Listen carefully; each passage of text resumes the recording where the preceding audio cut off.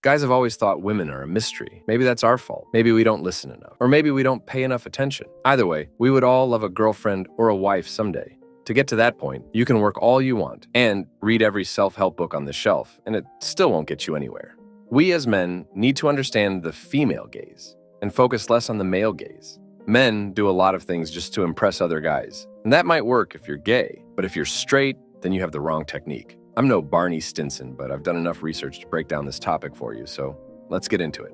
Part 1. Beyond the abs, men might deem looks to be the most important thing, but women don't. In fact, women are drawn to men who are confident but not arrogant. They don't just see looks, they see beyond the abs and biceps. But of course, those are always a plus. Historically speaking, men of the arts have been the best lovers. Why? Because they have an outlet for their creativity, which means they display an intellectual understanding of their emotions. You need IQ and EQ, both. Women are very deep thinkers. That's why many tend to overthink. And to counter this behavior, you need to be on their level in terms of emotional intelligence. To do that, you have to be cultured. That means you need to be educated on a lot of things: politics, fashion, literature, movies, and all of that. When you expand your mind, you develop new ideas and see the world from a different perspective. Listen, looks might get you that first date, but you can't just himbo your way through the second and the third dates. Part 2. Bring something to the table. You've probably heard that men are the providers. Whether you agree with that is not the problem. Whenever we think of men as the providers, we think that they're going to provide us with the dough and the bread.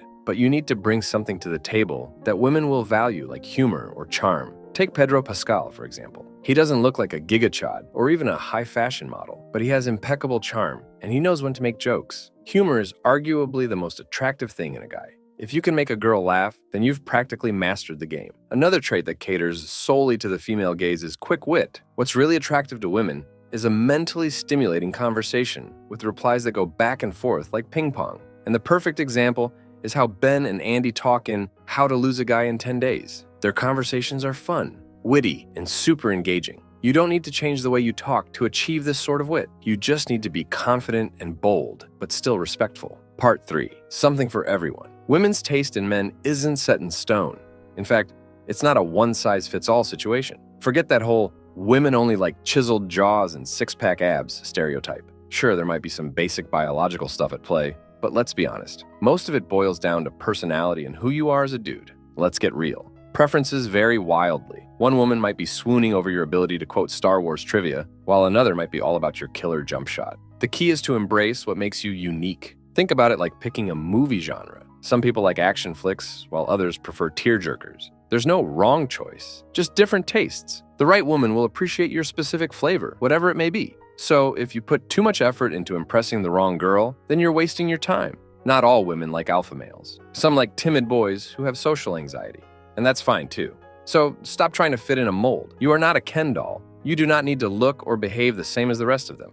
As cliche as it is, be yourself. Or say goodbye to a chance at true love. Part 4. Break the unnatural order. The female and male gaze both have been totally fucked because of the new Tinder age. Swiping left and right on dating apps like you're picking out socks?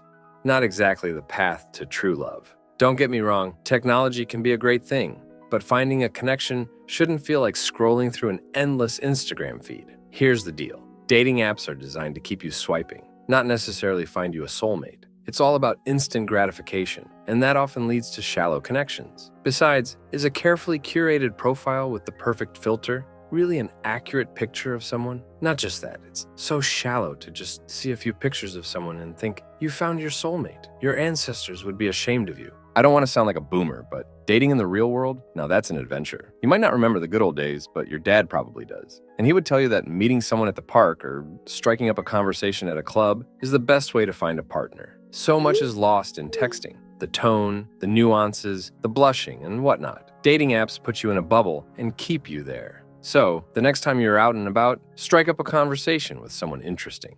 You never know who you might meet, and that's the beauty of real-life connections. Ditch the damn phone.